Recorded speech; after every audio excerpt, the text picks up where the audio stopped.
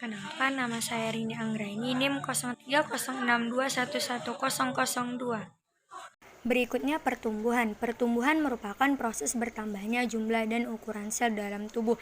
Pada saat kita mengalami pertumbuhan, maka sel di dalam tubuh semakin bertambah banyak. Jaringan dan organ tubuh juga semakin besar atau meningkat. Pertumbuhan manusia berupa perubahan fisik yang dapat kita ukur melalui angka. Selain itu, dapat diukur tinggi badan, besar badan, dan berat badan. Pertumbuhan juga tidak dapat kembali ke dalam keadaan yang semula. Berikutnya perkembangan. Proses pematangan dari sel-sel tubuh menuju kedewasaan disebut dengan perkembangan, dimulai dari kematangan fisik, perubahan kecakapan, emosi, dan pikiran menuju kedewasaan. Perkembangan tidak dapat diukur dengan angka seperti pertumbuhan yang dapat diukur dengan angka. Menurut F.J. Mons, tahun 2001, perkembangan adalah proses ke arah yang lebih sempurna dan tidak begitu saja dapat diulang kembali. Proses ini kekal dan tetap yang menuju ke arah suatu organisasi pada tingkat integrasi yang lebih tinggi, berdasarkan pertumbuhan, pemasakan, dan belajar. Halo teman-teman, perkenalkan nama saya Tasya Aina, NIM 0306212230. Saya akan menjelaskan perbedaan pertumbuhan dan perkembangan. Jadi perbedaannya itu, kalau pertumbuhan bersifat kuantitatif, sedangkan perkembangan bersifat kualitatif. Terus yang kedua, pertumbuhan akan berhenti pada usia tertentu, sedangkan perkembangan akan berlangsung seumur hidup. Yang ketiga, pertumbuhan akan tampak dari luar, tetapi perkembangan akan berlangsung di dalam individu. Yang keempat, pertumbuhan akan bergantung pada perubahan sel, sementara perkembangan akan bergantung pada keikutsertaan ke organisasi.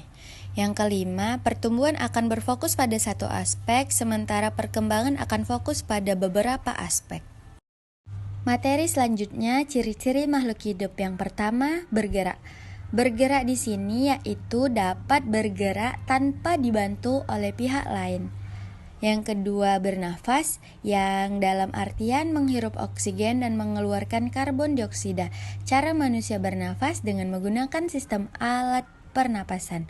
Yang ketiga, mengalami pertumbuhan dan perkembangan, yaitu mengalami penambahan berat badan dan tinggi badan. Adapun perkembangannya dapat berbicara dengan lancar, berkomunikasi dengan manusia lainnya. Yang keempat, ada berkembang biak. Berkembang biak merupakan kemampuan atau usaha makhluk hidup guna mendapatkan keturunan. Yang kelima, makan dan minum. Setiap makhluk hidup akan membutuhkan makan dan minum yang bergizi agar sehat dan tumbuh dan mendapatkan energi untuk beraktivitas. Yang keenam, peka terhadap iritabilitas atau stimulan. Secara umum, manusia atau makhluk hidup mempunyai stimulan yang berbeda-beda. Misalnya, saat ada sinar matahari, pupil manusia akan mengecil secara spontan.